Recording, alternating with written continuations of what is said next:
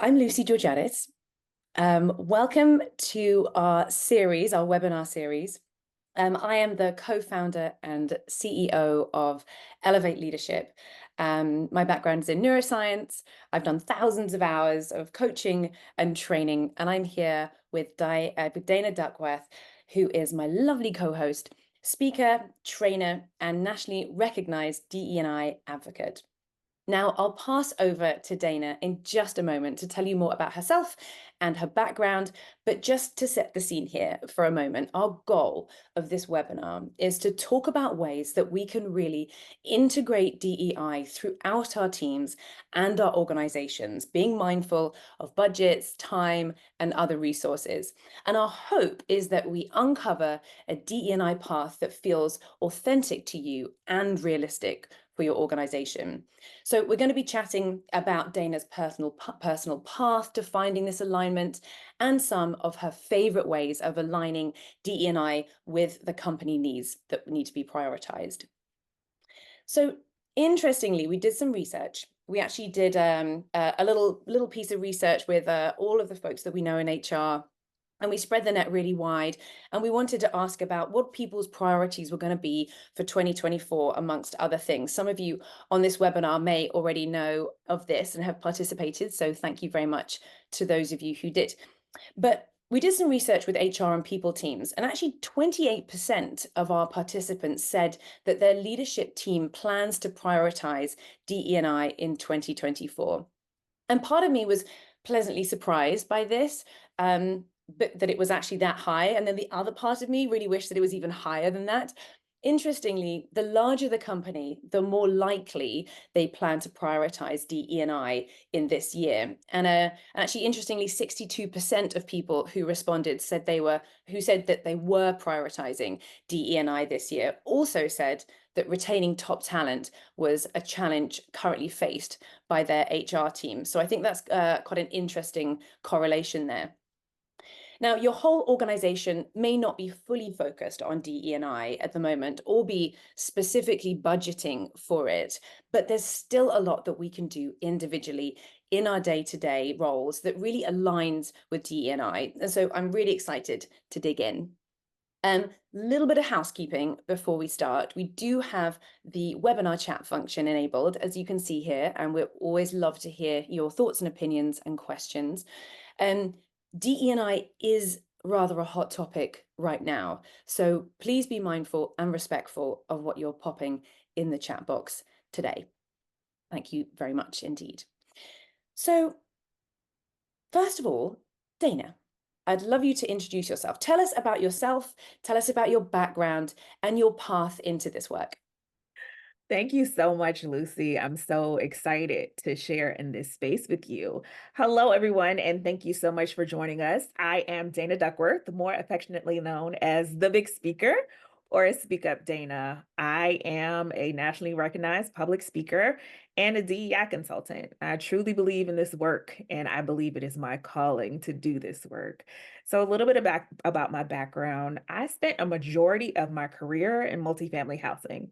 In operations, I was a property manager, so I worked with teams, building teams, and just making sure that spaces felt really good and really welcoming. I think I really fell in love with the people aspect, and I've always kind of saw myself as a person of service. So like a service agent, and I really love that about that line of work. So flash forward, of course, I enter into the supplier space where I work with a tech company who Lucy's very familiar with. And George Floyd was murdered in 2020. From there was literally this fire that ignited inside of me and inside of my life. And I honestly should have known because I come from a long line of people who have created history and really stood on the forefront of making change so that our world is more inclusive. I recently lost my grandmother. Just last week, we buried her.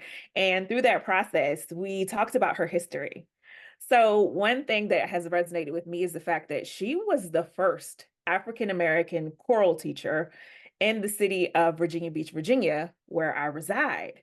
So she has been a pillar in my life and stood on the forefront of topics and issues that were not always so easy.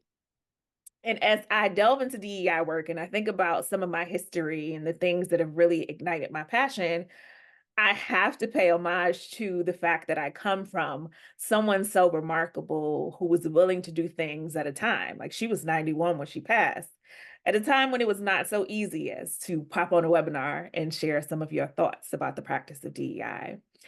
I studied at the University of South Florida and received a certificate in DEI. And I also had the great pleasure of attending the Diversity Institute with my mentor and friend, Cecilia Stanton Adams, who played a great role in starting DEI at Buffalo Wild Wings. So I am so passionate about this work, and I continue to educate myself each day by aligning myself with different partners who are passionate about DEI, having conversations that hopefully move the needle in my industry and all others. And really, my tagline is the key to inclusion is transparency. So I walk the walk. I tell all of my business, y'all. And that is truly the way that I feel I have the best impact and I transform spaces. Thank you so much for asking me about my history, Lucy. Good. And so I'm very sorry for your loss, Dana. It's been a hard week last week for you, I know. So when we look at organizations here, I'd love to dig in and look at how that you've helped organizations with their DEI goals so far, and how you've really thought about making these initiatives sticky. Yeah. So I think that when people decide they want to do DEI, they want to make it a practice, they want to really focus on it in their organization. The Mm, first thing we need to do is move out of the mindset of checking the box. mm, For me, if you are just after having some form of programming or DEI initiative to say that you did it, that's not really the way that you're going to make anything stick. yeah. Your employee base is going to see right through it. They're going to know that it is performative and that it is not something the company is truly invested in. So Mm, I think in order to make these things sticky or make them something that is lasting in your organization, just like any new product, any new initiative, we have to set a plan, we have to roadmap, we have to set our KPIs. What is the desired outcome for this programming and how can we truly make it a success? mm, mm, mm. Right. We want to make sure that we're like building those goals and setting the intentions very specifically so that it doesn't just feel like lip service or it doesn't feel performative. Can you tell me actually a little bit about the performative piece of it and what you've seen companies do that feels performative, and how would you know that that's that as opposed to like done better? Absolutely. So if a company has never done anything in the realm of DEI, and of course, a lot of people are getting started, but if Yeah. they just jump the gun and they put something out there and it's like, oh, this is the wave of the moment. Yes, we want to talk about this right now. And then there's nothing else from that company, or they don't do anything, there's no follow up, then that is Mm, performative. Like yeah. these are things that shouldn't just be a thought at the top of the day, and then you're putting out a tweet or you're putting out an image on your LinkedIn page or your company page and there's Yeah. no real thought put into it. We should be Yeah. having the same meetings, the same conversations, the same thought process that we do anytime that we're doing anything inside of our organizations. So I Mm, really think the dedication and the time that is needed to make sure we get a well-rounded opinion of what it is that we want to do and what it is that we want to portray. And yeah. also just not jumping on the trends. Like if your company is not one that focuses on social justice, that is okay. Maybe you focus on CSR, or maybe you focus on compliance when it comes to DEI, or maybe you focus on policy when it comes to DEI. Don't Mm, feel like you have to do everything because that's on trend or that's what's happening right now. Make mm. sure that you have a strong foundation and you believe in what it is that you're doing as your initiative. Yeah. Yeah. I mean, it really is a tough time for DE&I initiatives right now, especially at some organizations. There's obviously been a lot of unfortunate press that has happened around DE&I recently. A lot of very public people speaking out against DE&I as well. But you know, those of us who work in that space and who teach and train people in organizations and really have a passion for this kind of work, obviously want to make sure that we do still do our bit and we look at D&I as being inclusive for all things, and creating that inclusive environment for everybody is important regardless of what is going on in the press at the moment. But I'm interested also to hear your thoughts on how can HR leaders find that DE&I path that really resonates with them personally, like, and their company at the moment. What are some things that you might suggest there? Yeah. So again, I was saying that there are all these different lenses in which we Yeah. can look at DEI work in which we can make our impact. So Mm, which one truly speaks to you and truly makes sense for your organization? For me, when my passion was ignited for DEI, it was all about the people. I knew that when George Floyd was murdered and I logged into work that day, I didn't feel good. I didn't feel myself. And I felt like something needed to be done or said. So I mm, founded a Black employee resource group, right? Because I felt like that was the space. So my mm, focus was on the people and mm, making sure that the people felt that the space was safe for them. So what is truly your calling or what is truly your mission and what aligns best with you? Is it programming? For me, I started with the people, making sure that the space was inclusive. And then I was like, what else can we do for the people? Right. So I got into programming and how can I bring different initiatives to them to make sure that not only are they serving our customers and our clients and giving them a great experience, but our internal customers, the employees, are having a great experience as well, because we are dedicating the time to ensure that they are learning and developing either in their roles or outside of their roles and cross functionally. That's interesting. So you kind of, it sounded like you started with a piece that was important to you and then took it from there, so that it was like that was like a great way into really opening up people's minds and hearts and really helping them understand the power of these initiatives and how much they can impact not just people internally, but also the customers and the Yeah. clients that you have to. Mm. Yeah, and I also like to say we do so much when it comes to surveying, especially HR people. Ask your employees, ask your organization what it is that they want. Ask Yeah, them what they want to see your impact on DEI be. Like yeah. you have the data points. All you have to do is ask. We will survey about anything in our role. So why not survey and ask them what they will want to see and how you can move the needle? Because you don't want to be doing work that they're like, I don't even know why we're doing this. This was Right. pointless. This is not what we wanted. This is not what we needed as an organization. So Yeah. make sure that you have that employee buy-in as well. Yeah, I think that's a really big one. Not only obviously when we do any kinds of initiatives, any types of training, having people's buy-in on that, making sure that they have that say really helps the motivation. It helps people, that really helps with this stickability piece as well. But so let's dig into the ERGs that you mentioned, because I love that as a starting framework, as something which isn't a huge expense from a monetary perspective, which I know people are interested in learning a bit more about. So um, let's talk about how we integrate ERGs and how we sort of set up ERGs. Before we do that, we have a little poll for you all about ERGs, which I would love to launch. So just take a second here, if you wouldn't mind, to answer this. Do you currently have ERGs established in your organization? And let's just see, survey the room here for a moment and see what we've got. We've got 66 people on the call, which is awesome. So let's see where we are. And we're talking about employee resource groups. Some people call them BRGs, business resource groups, whatever the name for them is that you have at your organization or have previously had. That is what we are talking about as you all answer that poll. Mm-hmm. Okay, great. I'll just give everybody another 20 seconds or so to pop their answers in there. Interesting spread. I will share the results with you in just a moment. Um, all right, just a couple more seconds. Thank you to all of you who are answering. That's really helpful. Do you currently have ERGs established in your organization? All right. So let's have a look at these results. Great. So we do have a good 32% of you do have them established in your organization, which is awesome. That's great to see that 20% of you are in the process of launching them.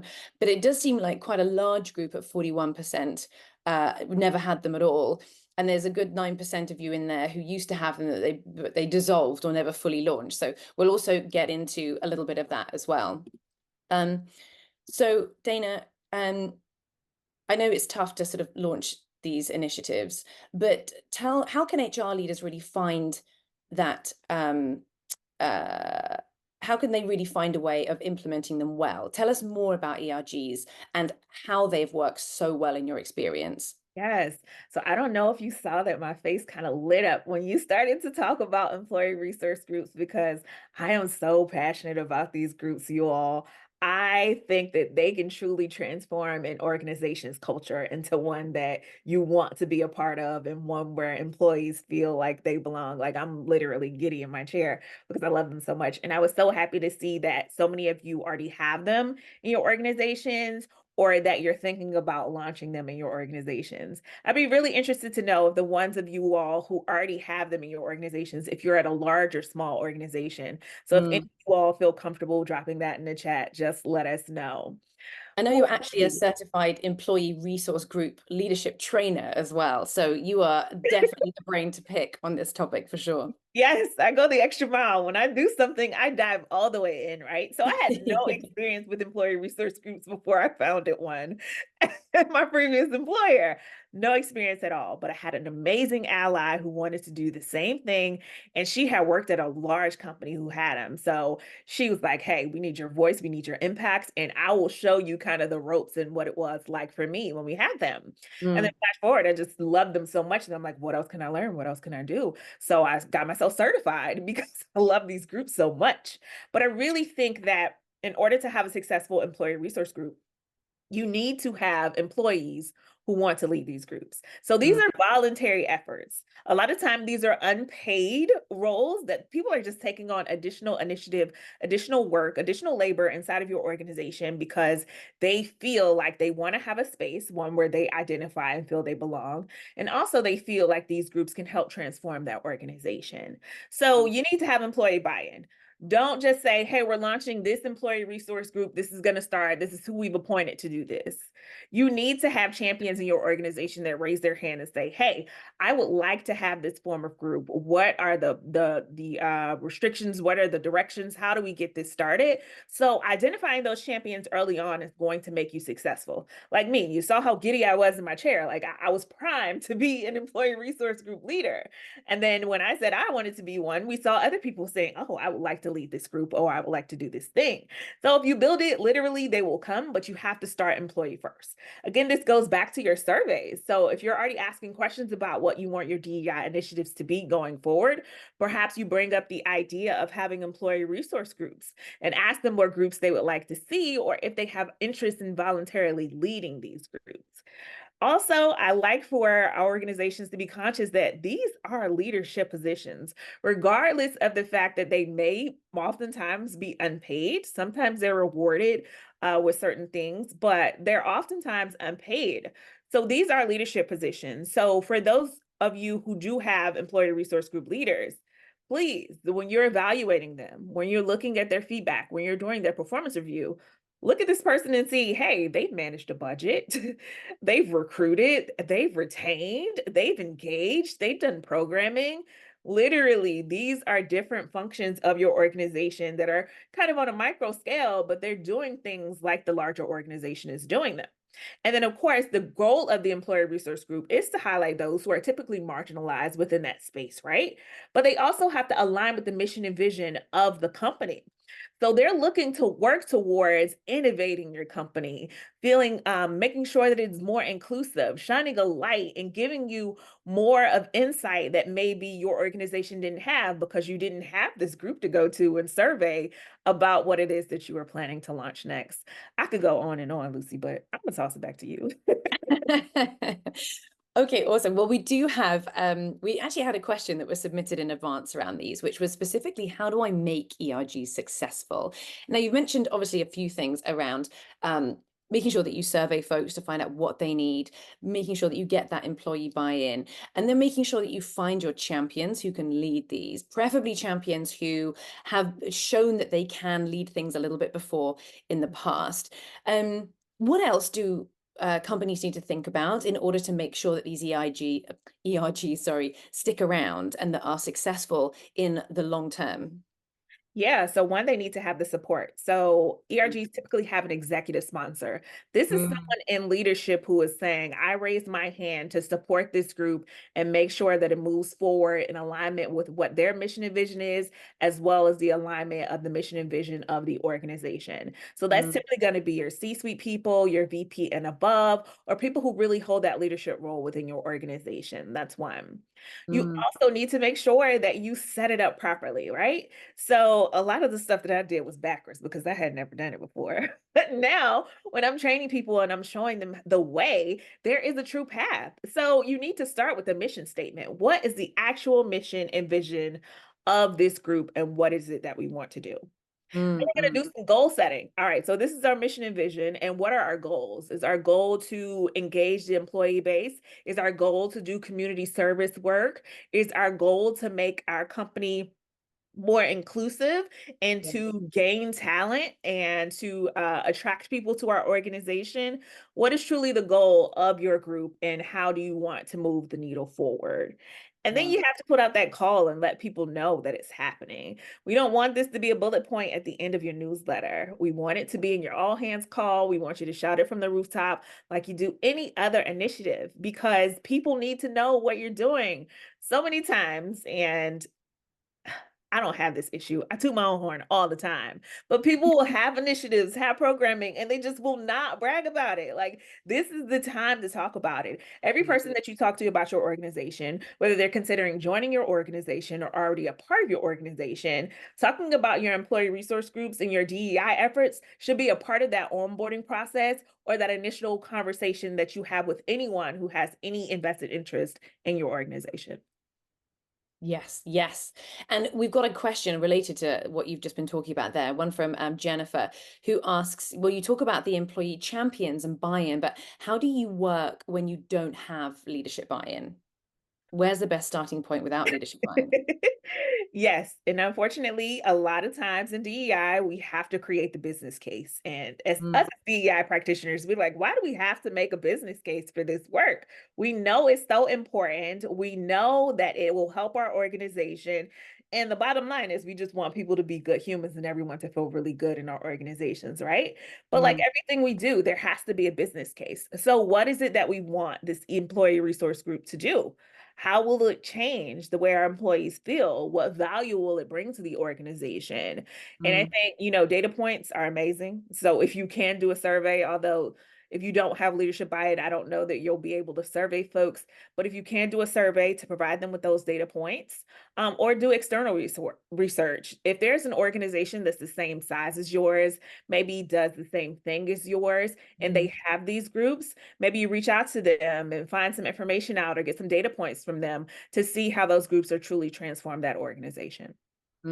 Yes, that's a really great idea, actually, to provide that business case. If you can't look internally, is to find peers of yours in other companies that have run them really successfully and use their data to help get that executive buy-in, or at least get their sign off to kick them off. Mhm. That's great. We have another one from Jody, who says, you start with, do you start with one ERG, or can you start with multiple? Does HR get involved? Okay, so my feeling on this, if you don't have one right now, start with one, because it's a lot of work. Like, people think that it's like, oh, we started this group and maybe y'all will have some meetings quarterly. No, it truly is a lot of work. So the Mm, same way you be all hands on deck for a new product launch, you need to consider it that way. So if you're starting multiple groups at the same time, unless you have a really large organization where you're able to put people in place to fully support each of those groups, I would say to start with one, and maybe you launch four in a year, but you do them in different quarters. Also, mm, you want to be able to learn from the history of the first group that you found. So I founded the Black Employee Resource Group, and then I started to oversee all of the other employee resource groups, with which at the time we only had an LGBTQIA one, right? And they saw the programming that we were doing in our Black Employee Resource Group and was like, hey, we want to be more scheduled and more, in line with how you all are so organized. So we implemented there. And then a women's group comes and they already have the blueprint of how do you do this? How do you do this thing well? So it's a lot easier if you start with one group and then learn from the history of that group. absolutely. Yeah, I think that helps you kind of scale it up as well. And you're right, there's that learning that happens when you start with that one, and then you can like make sure that the rest of them are rolled out in a way that's kind of scalable and manageable and has longevity. And Absolutely. last question on facilitating ERGs.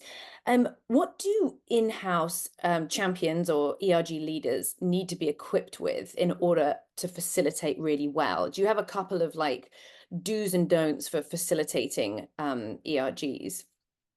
Do know that this is passion led work. So do know that you will hit some roadblocks, and those roadblocks could be budget, it could be timing, it could be headcount, it could be a lot of things. I think my heart was broken so many times when I first started doing this work because I'm like, why just give me all the money and let me make the world a better place? It's not Yeah, realistic, it's not practical. yeah, So understanding expectations and what your roadway is and what you really have to work with, right? yeah, We all want to shoot for the moon. Let's land on the star. We'll figure it out there. So I really would say protect your heart because this is passion-led work, but there will be some roadblocks, right?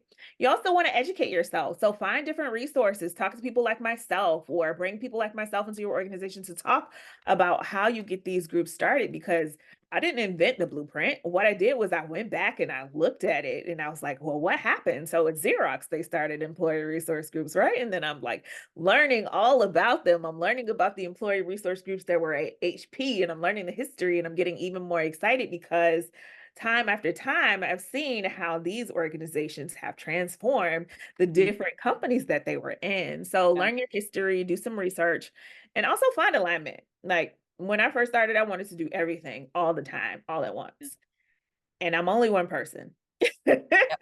Yeah, and I'm sure a lot of people on this call can resonate with that. You know, they can relate rather. It's a they're one person on their own. They are somebody who just has a passion for it, wants to do something within their organization, and wants to find like the right starting point for that, which really aligns to where they are in their journey.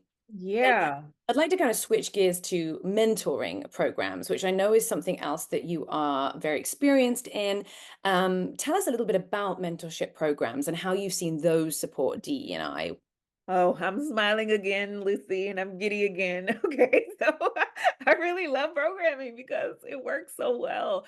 So Mm, mentorships are another thing that I have found to be very impactful in organizations when it comes to one, that employee retention, that loyalty to your company, and then that feeling of I'm getting something else outside of the fact that I have this role in this organization and I get my paycheck. I'm also gaining the learning and development that I need either to grow personally or professionally, to grow in this role or to grow into another role or even yeah, into another industry, right?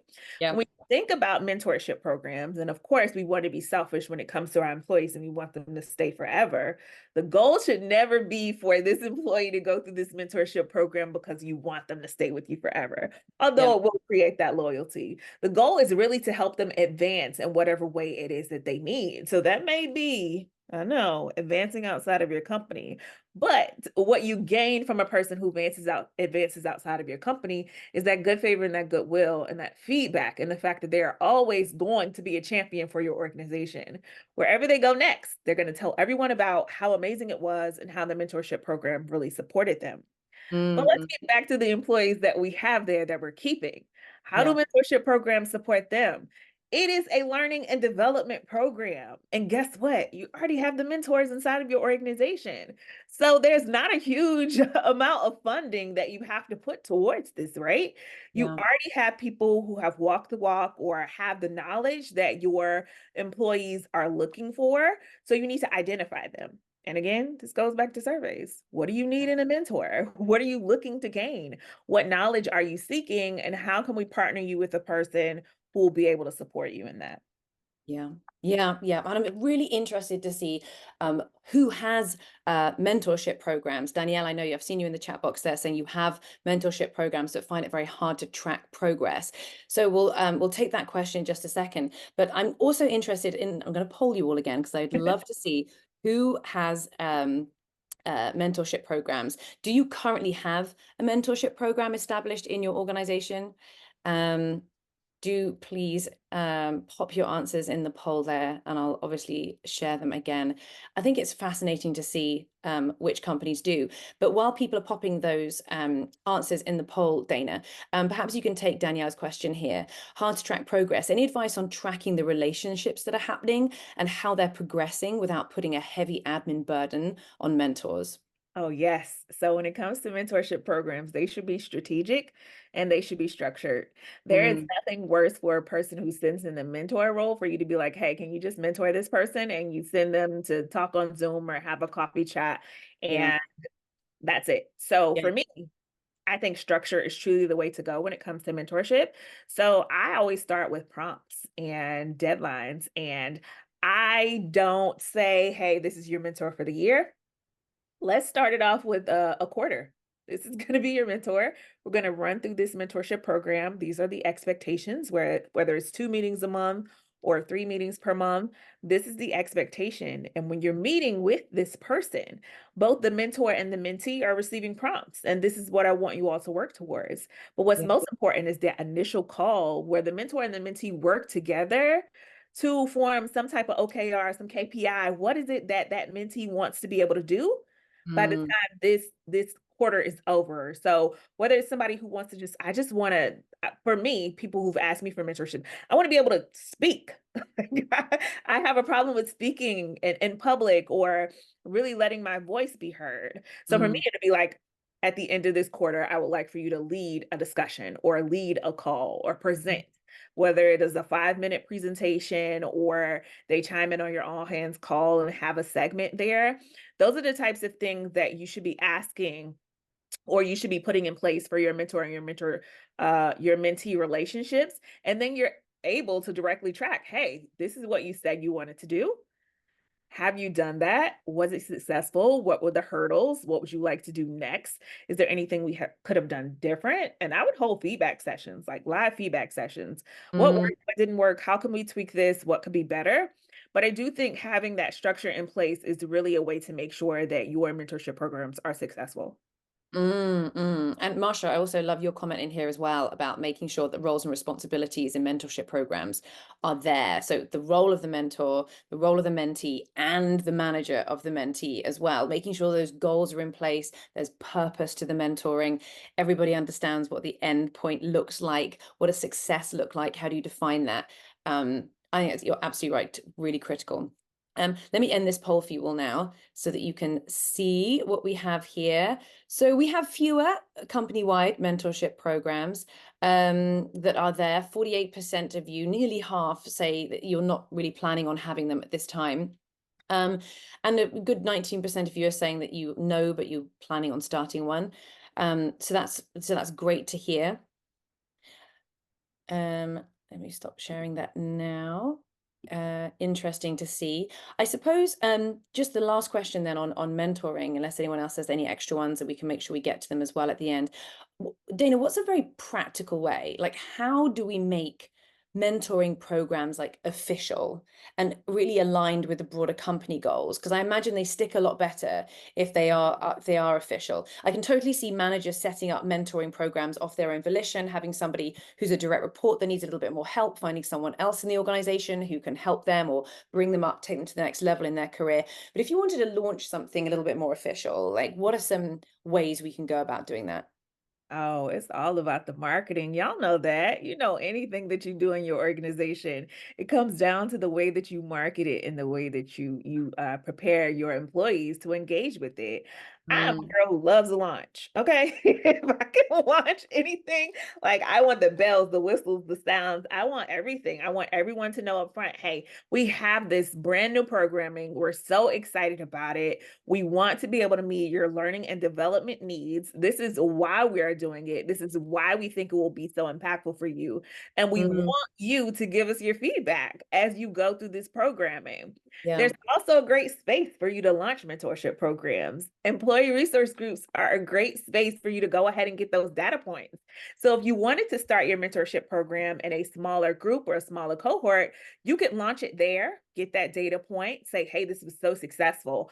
After the first 3 months of mentorship, we had one person who was able to speak publicly on a call. We had Mm, another person who completed a great project. We had this person who was able to take on some additional responsibilities as they wanted to. This person learned how to write copy a lot better. So the different things that come out of your mentorship program, now you can express those to the larger audience of your entire employee base. And I think they are. And what I like about mentorship programs is that it can, for those of you who've got executive teams that are a little harder to bring around to some of these initiatives, I think it's something which can impact the whole company, but in particular, those minority groups that you're trying to bring up through the organization is very aligned with DE&I initiatives. And as you say, Dana, it's very aligned with the resource groups that you might have as well. And it's like, it's a really great way to just bring like everybody on board, and to give others like leadership responsibilities, some coaching responsibilities. I've seen companies who have actually trained a cohort of people on how to coach a bit better. I've come in and trained them on how to use the grow model, for example, and that kind of thing, to really make sure that they can coach quite competently and that they can mentor a little bit better. They have a structure that they can use. And those people have dedicated 10% of their time with the company's permission to coach and mentor others in the organization, even from outside of their departments. And that's been a lovely way of having like a training program for those people who want to be those mentors and have those responsibilities. And then it really helps with that launch piece as well, of like getting the word out there, getting people able to sign up for those kind of programs. Absolutely. Great. Okay. So we've got those two mentorships, ERGs, they go really nicely hand in hand. We've talked about how they need to be very mission driven. We need to get just, have a purpose for each of those things, define what those goals and KPIs look like. Dana, I know another topic that's very close to your heart and that you regularly speak on is on mental health. And I think it's a great topic to bring up here because many companies already have mental health resources and don't always apply a DEI framework to them. What advice can you give here on that topic? Yes, Lucy, thank you so much for asking. I am passionate about mental health. So I told y'all I'd tell my business. I have ADHD and I have also suffered from anxiety and depression throughout my life. These are things that I'm very vocal, open, and honest about, again, because I feel like my honesty has been able to transform spaces and make them more inclusive. Mm, I really think that we have to consider mental health when we're talking about DEI. So a lot of times people leave that out, but mental health is truly a part of that. I work differently from a lot of people because I have ADHD. I don't do anything in a straight line. It's going to zigzag, but I'm going to get to that endpoint. So what is it that a person like me, who people would deem successful, needs to be successful inside of your organization? And how are we making room for those of us who are a little different or who have mental health challenges to really be impactful in our organizations? mm, One thing that I think a lot of us miss the mark on is that we talk about our EAP and our employee resource groups at onboarding, and then we never talk about them again. And let me just tell you, if you go through an onboarding process, you know that you are getting so much information within yeah. that time frame that the last thing on your mind is those mental health resources. But Mm, flash forward to 3, 6, 9 months, a year later, where you're like, hey, I'm really in a space where I could benefit from these. And you're like, I don't even know like what I could do, or maybe the insurance plan, you have something there, but there are other things that you have inside that EAP. So again, it goes back to marketing and how often are we talking about them? And then not just sending out a one sheet that has like, hey, this is the helpline. You can call Anthem for this, Anthem for that. Really deep diving those benefits. A lot of times we have these apps that we have in our benefits package. People don't know what the apps do. They don't know what the apps are. They don't know how to sign up for them. But a person like me, Headspace works really, really well for me. So if that's in your benefits package, and I understand that's in your benefits package, I'm going to make it a part of my toolkit to be a successful employee in your organization.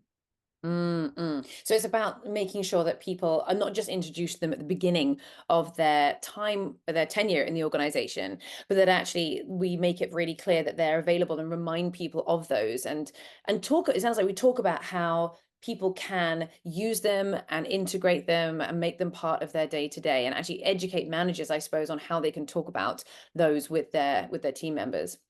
Absolutely. Your managers should be educated on all your DEI initiatives. They should be a part of your DEI initiatives. Actually, DEI should be a part of every facet of your organization. A lot of times, like I saw in the chat, Marsha was saying, it becomes the burden of HR. But if we're Mhm. talking about DEI and we're talking about changing the culture, advancing the organization, it should Yeah. be in every facet of your organization. And that way you don't have these pockets of this person does DEI, this is the DEI program. No, our organization is one that is diverse, equitable, and inclusive, and we are working towards that goal consistently. So your manager should be well well versed in what it is that you all have to offer as far as benefits.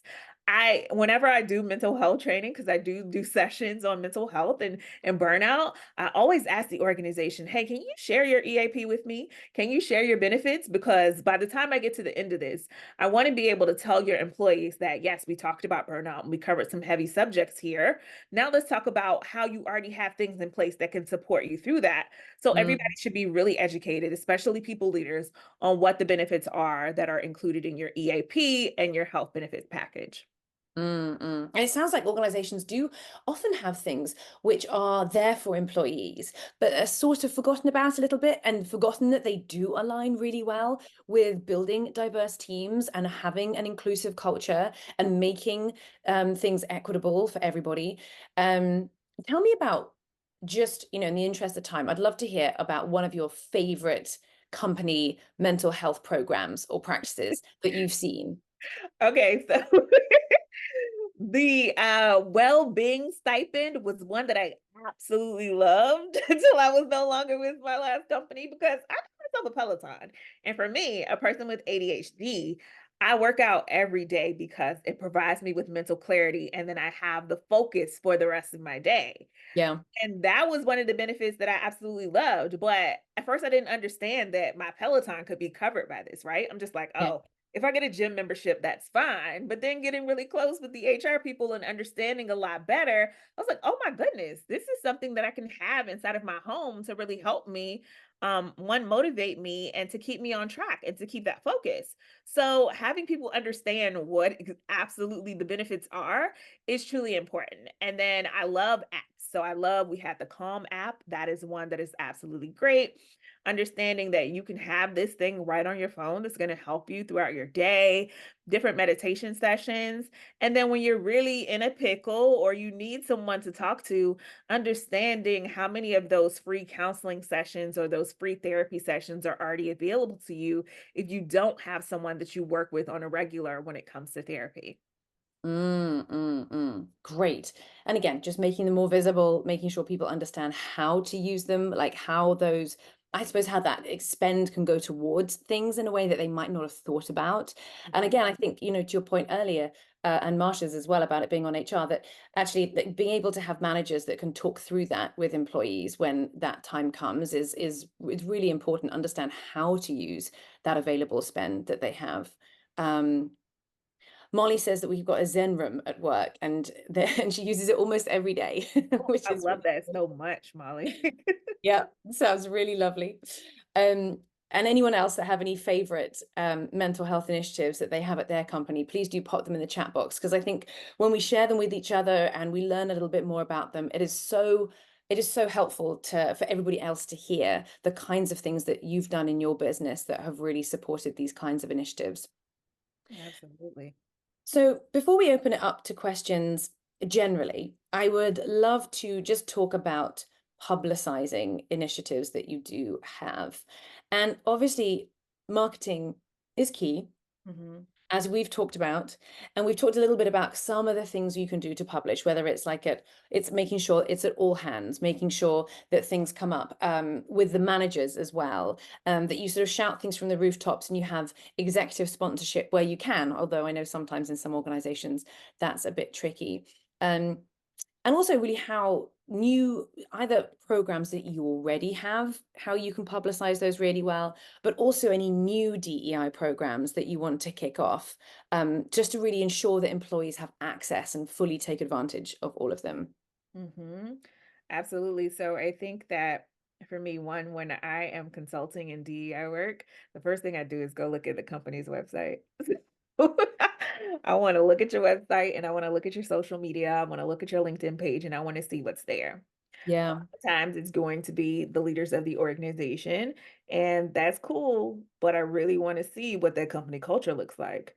I really Mm, want to see what it is like to be an employee or a client of that organization. So I love the beautiful headshots that they put up of the leadership, but if I'm someone who's invested in your company, thinking about joining it, or I'm already a part of your organization and I want to see how we're represented externally, I'm yeah. going to those places and I'm looking to see what it is that you're doing in regards to DEI, what you're doing in regards to culture, and how it Mm, is that you take care of your employees, their learning and development needs.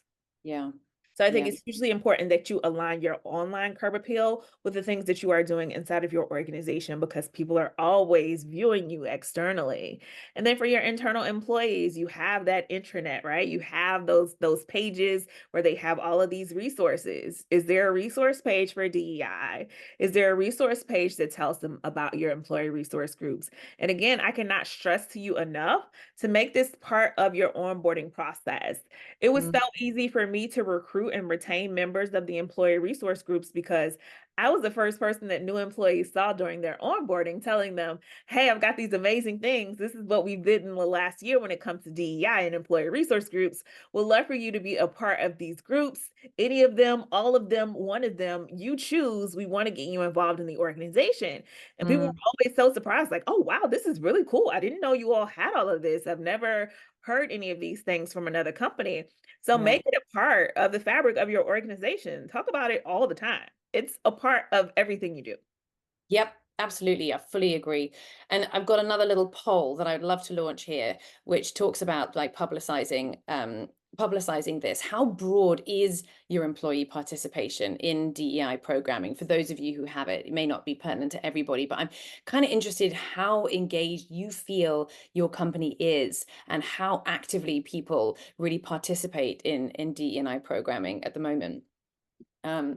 And I think while you're answering that, one other thing that I think also really helps market these kinds of programs and keeps them alive is, you know, and we talk about this a lot at Elevate Leadership, is how you're integrating DEI initiatives into other types of training, like management training, executive training, whether it's on like, you know, new manager courses, or maybe it's into performance management courses, or whatever other initiatives you have where your teams get into a room and they learn something new together, or they get into a small group and they discuss something together.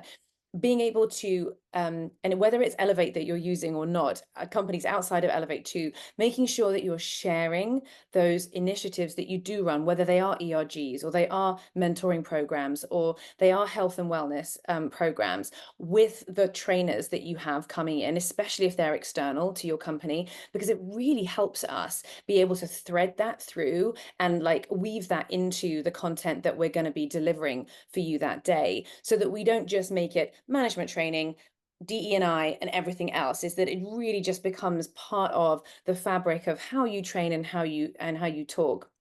Um, okay, I'm going to end this poll here and have a little look at our have a little look. See here, very few, 3%.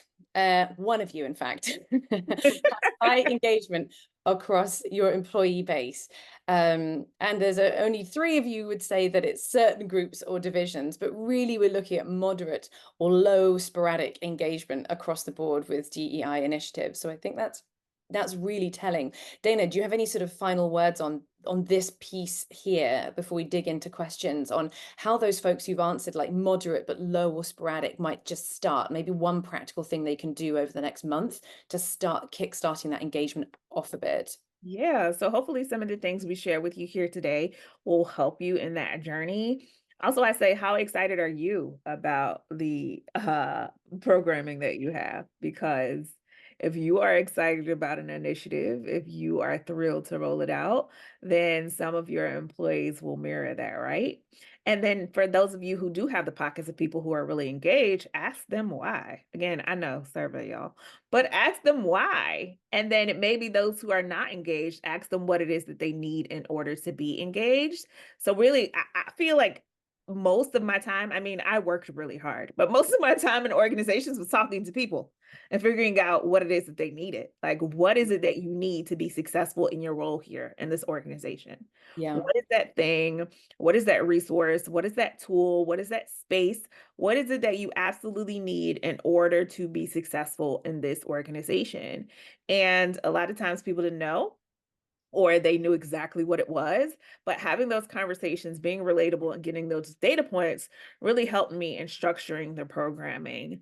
I also say keep going. Sometimes when we roll out initiatives, we want it to be a success right from the start, but we know that we have to tweak things, we have to change things, and Mm, we have to make them better in order for them to be truly successful. So if you're starting with a smaller group of people who are really invested and really engaged, don't give up. Continue to talk about it, continue to have it in your onboarding process.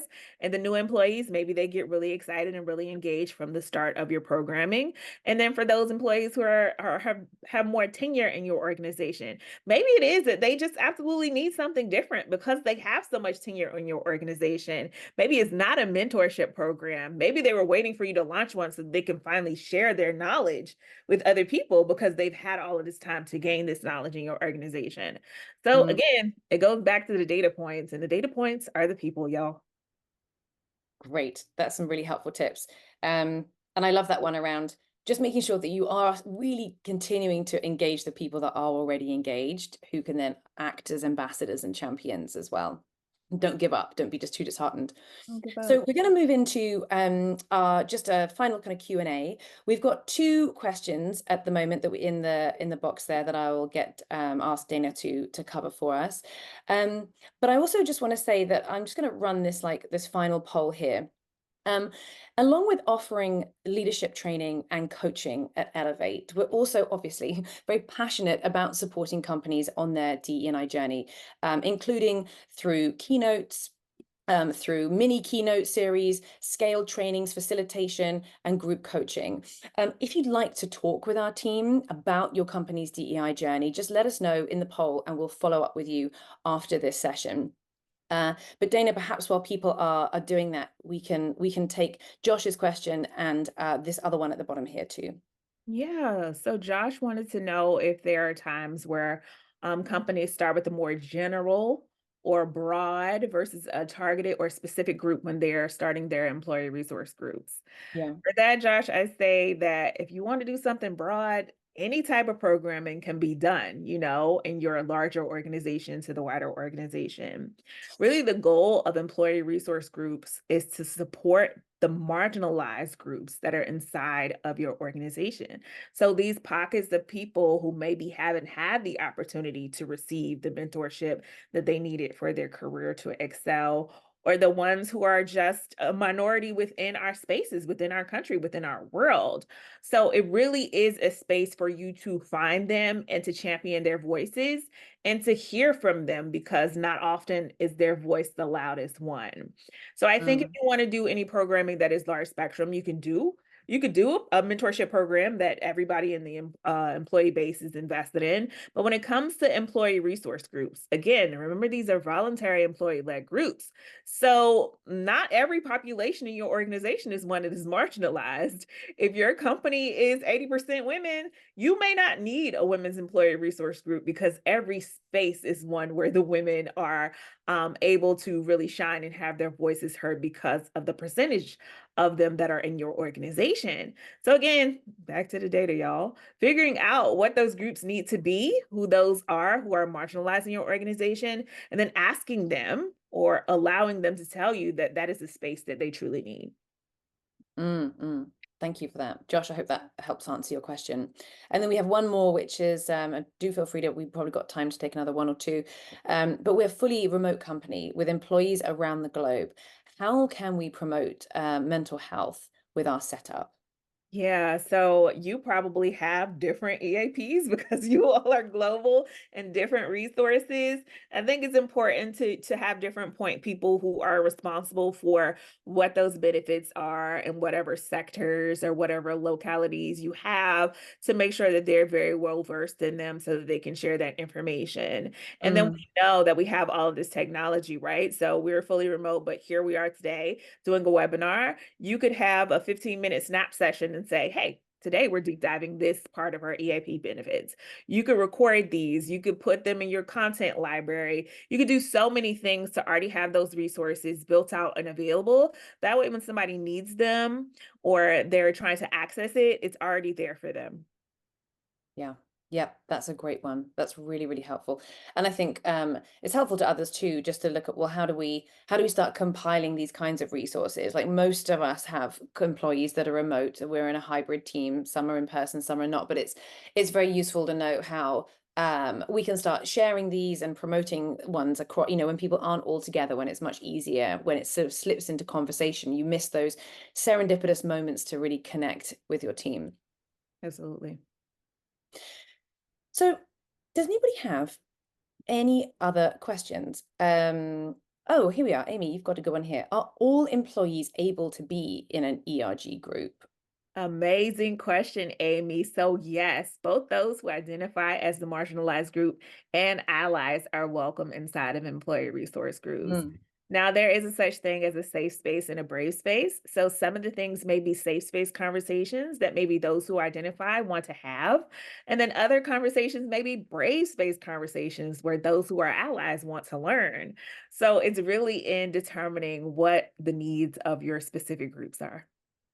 And would you say it was okay if you do have people who are allies, if you wanted to create a safe space to ask them not to join that particular meeting, how would you handle that kind of scenario?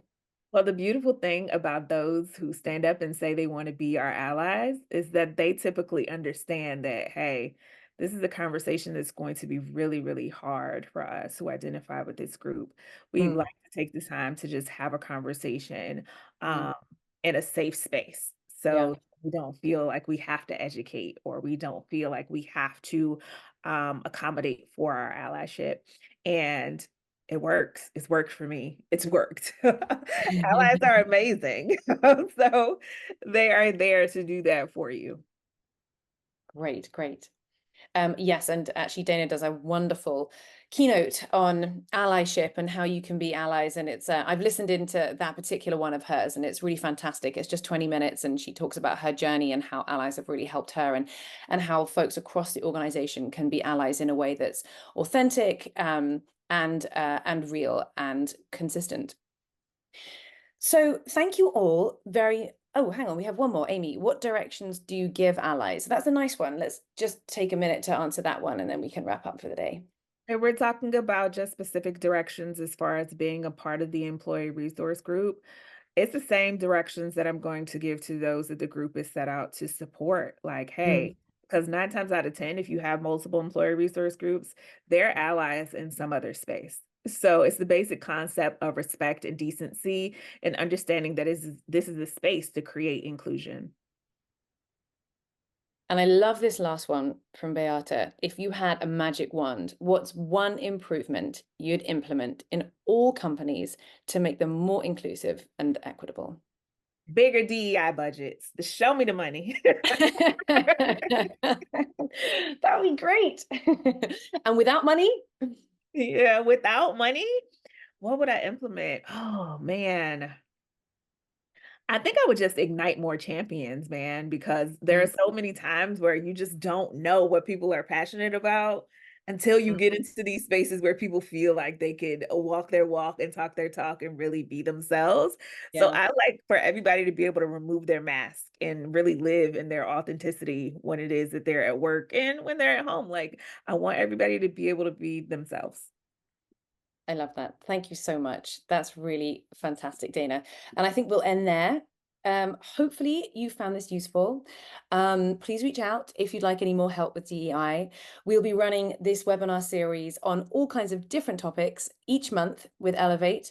And we would be delighted to see you all there. So thanks very much for signing up today, and I hope you enjoy the rest of your day.